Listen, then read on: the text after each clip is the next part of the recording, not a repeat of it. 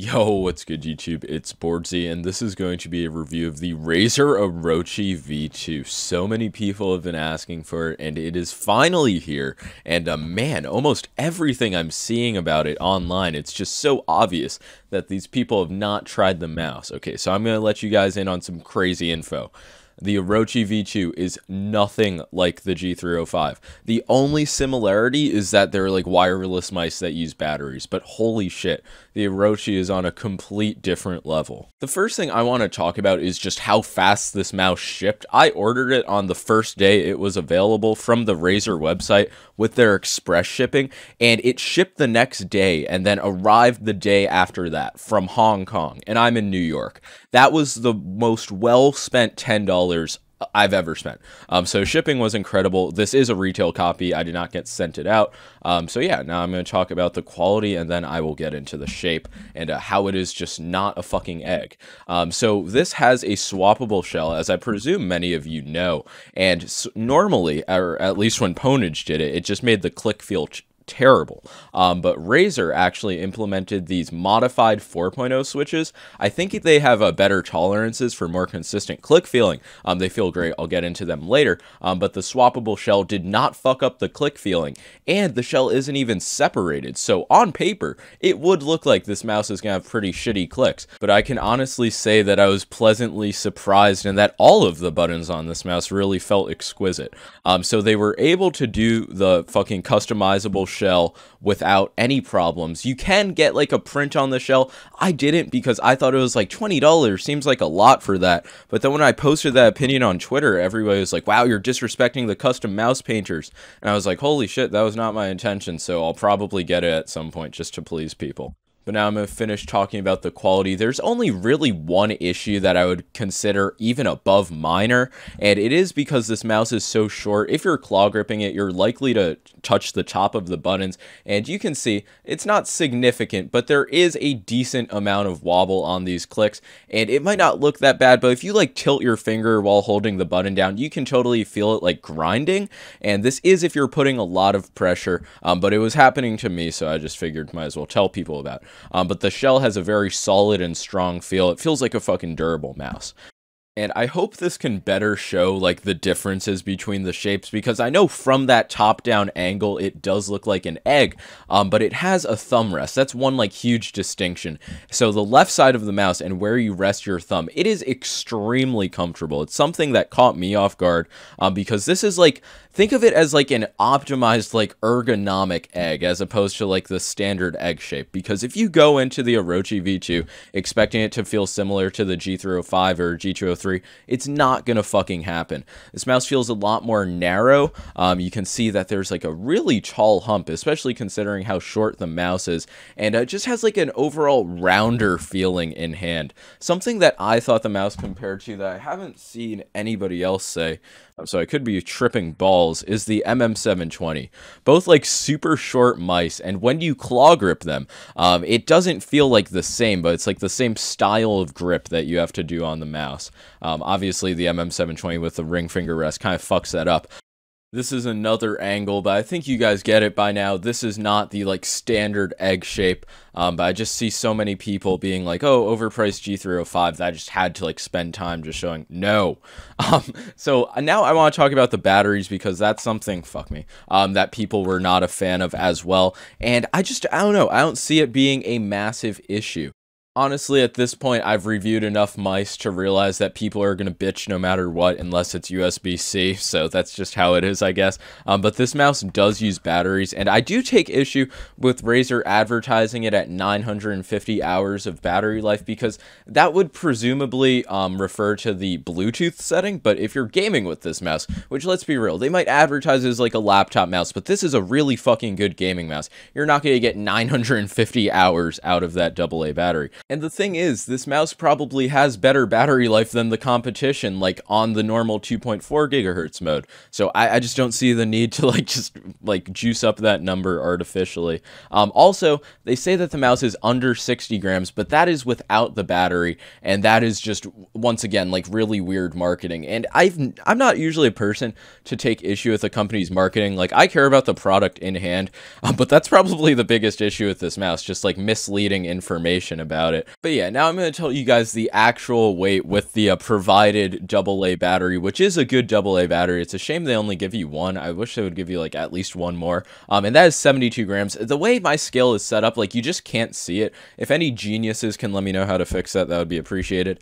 So 72 grams with the provided AA battery. And you see that they have it like horizontally, or I guess that would be diagonally. Holy shit, failing first grade math, for better weight balancing. And you can actually feel it with these 72 grams. It is well balanced. When you put in a AAA lithium battery, it makes it feel a bit more back heavy. And this isn't like the super light level of like amazing engineering weight balancing, but it feels well distributed in hand. And I'm going to weigh it with the AAA battery, and this was not provided. I think I watched a video and it said you got both the AA and the AAA battery, but mine only came with the AA. Oh, fuck. Please scale. God damn it. Well, I weighed it before and it was 64 grams with the AAA. Oh, it's 65 now. Holy shit, went up a gram. But yeah, 64 to 65 is the lightest that you can get this mouse, and it is a bit back heavy in this situation.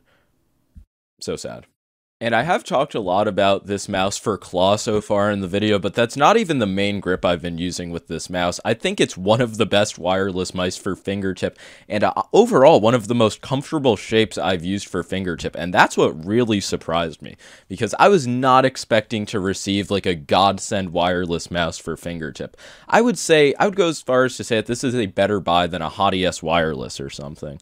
Actually definitely better than the Hot ES wireless. And now I can finally talk about the clicks as well. I know I said I would earlier on. These are a modified version of Kale GM 4.0 switches. Razer's calling them their mechanical V2 switches, and they feel very nice. This is what the community wanted when they were like, stop using fucking Omrons, and that's what we received. I'll do a sound test of all the buttons.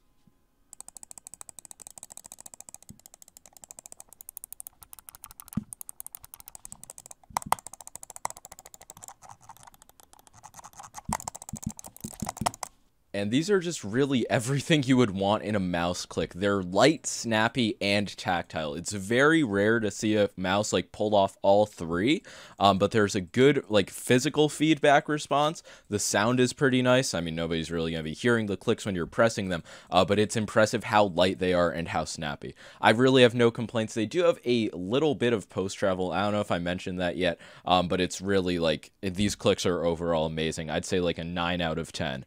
And I'm really happy to see that Razer ditched the opticals to go with something that has a really good click feeling.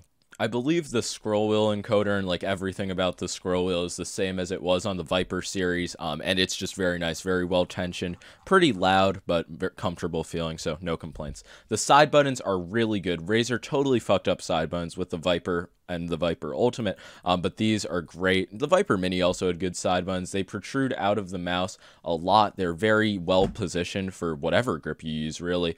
They're really light, very clicky. No complaints. They don't even have like any massive quality issues like post-travel either. So fucking good side buttons. Like I said, every button on this mouse is good. The DPI button, I did accidentally activate it like twice, even though it is like kind of like closed in, like it's on a lower layer than the rest. Can you see that? I don't even know. They tried to make it so you don't accidentally press the DPI button. I still did it, so I just disabled it in Synapse. LOD on this mouse, when I first started using it, it felt pretty high. At first, I thought it was due to the sensor positioning, but then I just went in Synapse and I saw that it was on 2mm, so I put it on 1mm, and then the LOD felt normal. And I'm not somebody who normally notices LOD, but it just felt a little bit high. The sensor is not the awesome Razer 5G Corona sensor. Oh god, that's actually probably gonna get the video demonetized. It's the Hyperspeed wireless. I have absolutely no complaints. I've been comparing this mouse to the Super Superlight a lot, and I just cannot notice a single difference in terms of like wireless connectivity and input. Razer, very good at doing wireless. The sensor positioning, I'm not a person who freaks out about it, but I felt like I was aiming well with this mouse. Is that due to the sensor position? Probably fucking not. These mouse feet, they are definitely improved over the Viper line, and it's crazy because I'm saying like every aspect of this mouse is improved. It's like Razer listened and made a really fucking good mouse. But the mouse feet, they did choose to go with bigger glides. You can see at this top mouse foot is like sort of awkwardly shaped at the top.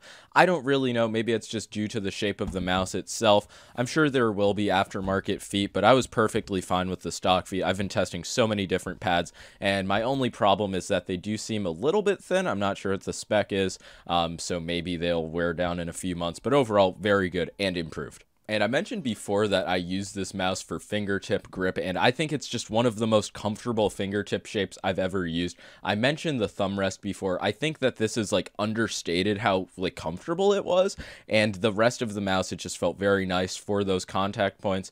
And it's, like I said, my favorite wireless mouse for fingertip. I prefer to fingertip it over the Superlight, but for claw, I just have to grip it so aggressively, and I don't know, I just prefer slightly bigger mice for claw with 20 by 11 hands. But if you have small hands, you could easily pull off a claw. I don't know about recommending this mouse for palm regardless of your hand size, but if you play fingertip and you've noticed that not many wireless mice are really doing it for you, give the Orochi a try. Easily getting the boardzy seal of approval, and people who don't understand how this mouse is worth $70 probably shouldn't be doing reviews. But that's going to be all for this video. I will have a video out comparing it to the G305 in a few days, so make sure to leave a like and sub for that. I will say that at $70, I would like to see extras in the box, like an extra set of mouse feet, an extra battery, but other than that, I just really don't have many complaints about this mouse. Not going to be my new main over the Superlight, but at $70, it's something that you have to consider. But that's going to be all. Peace.